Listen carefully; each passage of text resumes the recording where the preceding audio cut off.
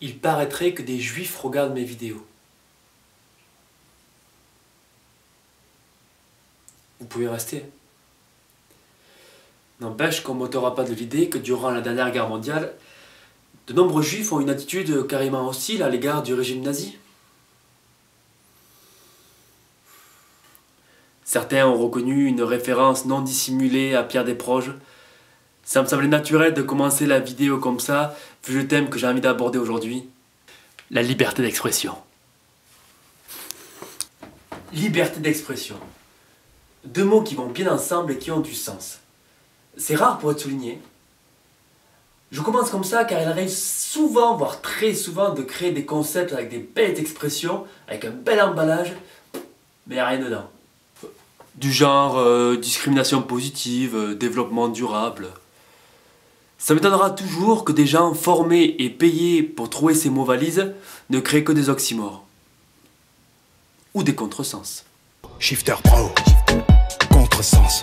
Oui, car il y a aussi des expressions qui veulent dire quelque chose, mais les mots qui font l'expression, ils ont un sens différent. Par exemple, distanciation sociale. Et oui, car pour dire de se tenir physiquement à 1 mètre les uns des autres, en fait, ils nous disent de mettre une barrière à notre sociabilité.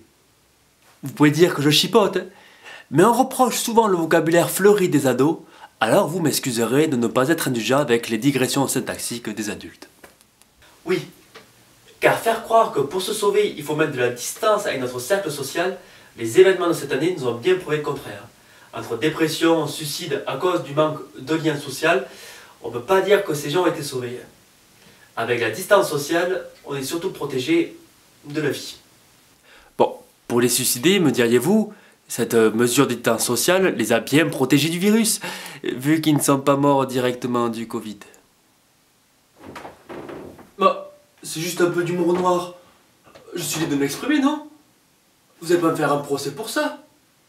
Ouais, ça m'embêterait de rester assis sur le banc des accusés, alors qu'il y a des politiques qui courent toujours, alors que eux ils se sont assis sur des lois.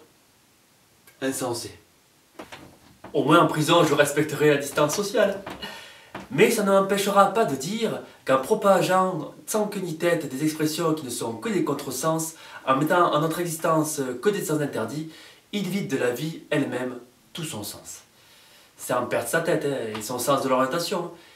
Et vu que les gens qui sont censés nous gouverner ont plus le sens des affaires que de l'anticipation, ils sont pas prêts de faire sans inverse. Dur de trouver le bon sens quand personne n'a le même. Avec d'autres mots, pour nous sauver d'une très hypothétique mort, ils préfèrent nous faire mourir à petit feu, car, permettez-moi l'expression, personne n'ose mettre ses couilles sur la table. Du coup, on s'en retrouve avec une dans le potage et s'étonne qu'on fasse la soupe à la grimace. Vous l'aurez compris, chaque mot a un sens, et cette pluralité de la langue est un vrai terrain de jeu à laquelle, tel Raymond, j'ai une grande dévotion. D'ailleurs, je lui laisse la parole. Puisqu'on m'a demandé de faire un discours, je vous signale tout de suite, mesdames et messieurs, que je vais parler pour ne rien dire. Je sais, vous pensez, s'il n'a rien à dire, il ferait mieux de se taire. Oui, c'est trop facile. C'est trop facile. Vous voudriez que je fasse comme tous ceux qui n'ont rien à dire et qui le gardent pour eux? Eh bien non, mesdames et messieurs, moi quand je n'ai rien à dire, je veux qu'on le sache. Je veux en faire profiter les autres, et si vous-même, mesdames et messieurs, vous n'avez rien à dire, eh bien on en parle. On en discute, je ne suis pas ennemi du colloque. Mais me direz-vous, si nous parlons pour ne rien dire, de quoi allons-nous parler? Eh bien de rien.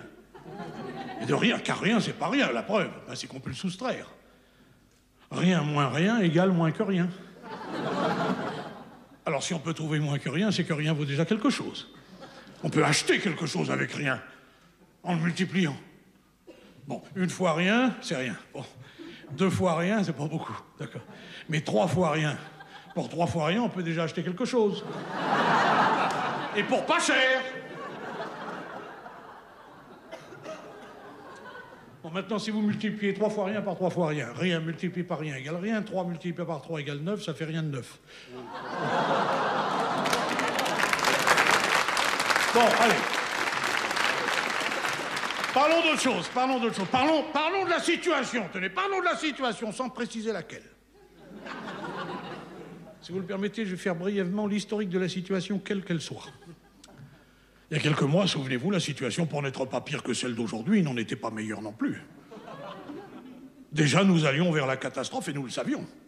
Nous en étions conscients, car il ne faudrait pas croire que les responsables d'hier étaient plus ignorants de la situation que ne le sont ceux d'aujourd'hui. D'ailleurs, ce sont les mêmes. Oui, la catastrophe, nous le pensions, était pour demain. C'est-à-dire qu'en fait, elle devrait être pour aujourd'hui, d'ailleurs. Si mes calculs sont justes. Or, que voyons-nous aujourd'hui? Qu'elle est toujours pour demain. Alors, je vous pose la question, mesdames et messieurs, est-ce en remettant toujours au lendemain la catastrophe que nous pourrions faire le jour même que nous l'éviterons? D'ailleurs, je vous signale, entre parenthèses, que si le gouvernement actuel n'est pas capable d'assumer la catastrophe, il est possible que l'opposition s'en empare.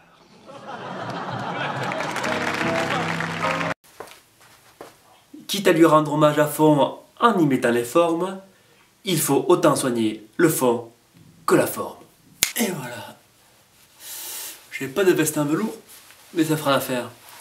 Je ne prétends pas prêcher la bonne parole, mais je la reprends. Il est un constat accablant que certains ne disent rien, mais auraient tout à dire, et d'autres qui croient savoir tout sur tout, mais qui ne disent rien d'intéressant. La liberté d'expression, ça serait donc être libre de parler ou de ne pas parler. C'est un grand tout. Donc, pour parler de liberté d'expression, parlons de tout alors. Eh bien moi, j'ai envie de parler de tout avec vous. Oui, mais tout, c'est vaste. Il va falloir faire des transitions. C'est pour cela que j'ai appelé Audrey, car elle s'est passée de tout au tout. Malheureusement, elle n'était pas disponible. Elle jouait avec Amélie au Fabuleux Destin en buvant du chocolat chaud poulain.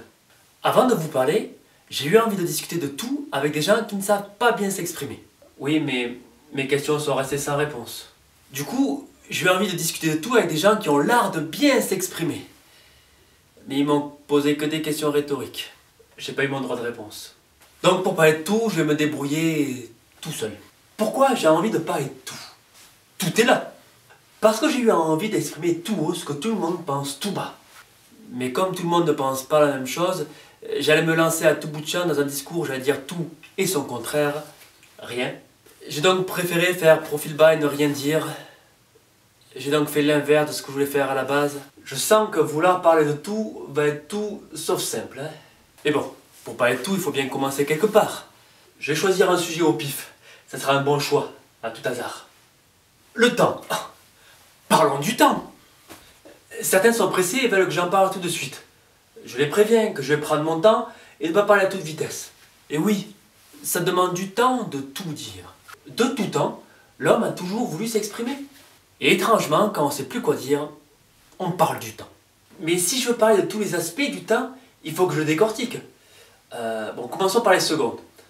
Lorsque 60 secondes se suivent comme une chenille, ça fait minute papillon. En tout bien, tout honneur, j'ai envie de parler de moi. Mais c'est pas le jour. Je vais donc vous raconter l'histoire de la semaine. L'un dit quelque chose quand mardi le contraire. Mercredi que 2 jours sont passés, je dis pas le contraire. Vendredi, plus grand chose depuis que Robinson Crusoe. Samedi, pas grand chose, dit Robin en buvant son Crusoe. J'ai oublié un jour, me diriez-vous, Pervenche. Ne vous inquiétez pas, j'ai plusieurs tours dans mes dimanches. Fin de l'histoire. Je vous ai parlé des secondes, des minutes, des jours, des semaines, des mois, des années. Bon, il m'en manque un. Mais si je veux parler de tous les aspects du temps, il va falloir que j'en parle tout à l'heure. Autre sujet. C'est bien de vouloir parler de tout, mais si personne n'est à l'écoute, à quoi bon? Certains, me diriez-vous, si nous sommes seuls, on est libre de dire ce que l'on veut. Oui, mais l'expression, c'est immense. On ne peut pas tout découvrir tout seul. Si on est seul, notre liberté serait donc emprisonnée dans notre champ d'expression. La liberté d'expression se vivrait donc sous condition. Et j'ai encore rien fait que me voilà liberté conditionnelle. Oui, mais vu que je vous parle, je remplis toutes les conditions. Et puis, pour tout vous dire, c'est agaçant de s'écouter parler. À bon entendeur. Autre sujet. Tout n'est pas bon à dire. Ah, alors ça, je voulais vous en parler à tout prix. Car je suis un homme de valeur. Tout n'est pas bon à dire. Mais à dire vrai, qu'est-ce qu'il est bon de dire? Oui, car si je veux parler de tout, Mais ça risque de pas plaire à tout le monde, voire à personne, car à tout moment je peux blesser une opinion. Donc par peur de blesser, on ne s'exprime plus et on garde tout en nous. Et à force de tout retenir, on se détruit de l'intérieur, en devenir malade. Maladie vient de mal à dire. C'est pour ça que je soigne mes mots par l'écrit. Donc, même si on se sent libre de parler de tout, mais qu'on veut déranger personne, on ne s'exprime plus, du coup, on est libre de rien du tout. Mais il n'y a rien qui va dans cette histoire. Ça ne va pas du tout. Ah bah, la censure! Excusez-moi, quand je m'emporte, je parle à moitié une langue suédoise. Mais comprenez-moi, je vais vous le parler sans langue de bois, et me voilà la langue coupée, pas trop de censure. Mon texte est peut-être trop ciselé. Je vais aller au-delà de la censure. Tout là-bas. Car c'est souvent en bravant les interdits qu'on se sent le plus libre. C'est un brin caricatural, mais pour tirer un trait sur tous les dictats, il faut parfois le grossir. C'est à peu près tout ce que j'avais à dire. Je vous vois venir en disant que à peu près c'est pas tout. Vous n'avez pas tout à fait tort. Du coup, la meilleure chose qui me reste à faire, c'est d'arrêter de parler, car la liberté d'expression se terre quelque part. Mais où ?